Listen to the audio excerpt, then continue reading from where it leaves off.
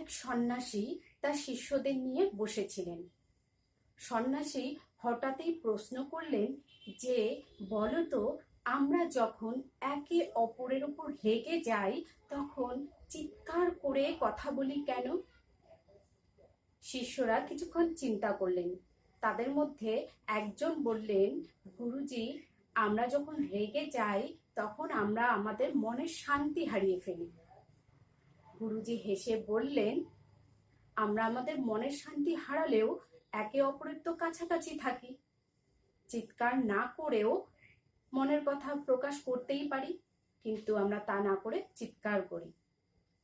আরো কয়েকজন শিষ্য এক একজন এক এক রকম উত্তর দিলেন, কিন্তু গুরুজির কেউর উত্তর পছন্দ হলো না।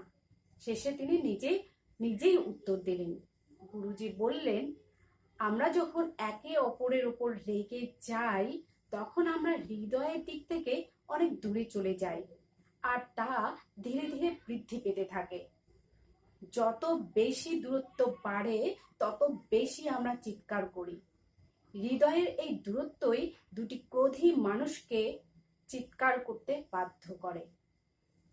গুরুজি আরো বললেন, আবার অপর দিকে দুজন ব্যক্তির মধ্যে যখন প্রেমপূর্ণ সম্পর্ক গড়ে ওঠে তখন তারা খুবই শান্তভাবে ধীরে ধীরে একে অপরের কথা প্রকাশ করতে পারে। আর প্রেম যদি প্রগাঢ় হয় তবে তারা ফিসফিস করেও একে অপরের মনের কথা প্রকাশ করে। আর প্রেমের এমন এক অবস্থায় পৌঁছায় যেখানে আর কথা বলারও প্রয়োজন হয় না, শুধুমাত্র চোখের দিকে তাকিয়ে একে অপরের মনের কথা অনুভব করতে পারে। গুরুজি শিষ্যদের দিকে তাকিয়ে বললেন, আমাদেরও সকলের সাথে প্রেমপূর্ণ সম্পর্ক বজায় রাখা প্রয়োজন, কারণ প্রেমপূর্ণ হৃদয় দুটি ব্যক্তিকে কাছে নিয়ে আসে।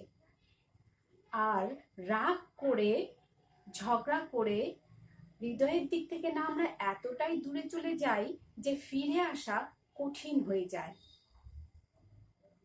ধন্যবাদ।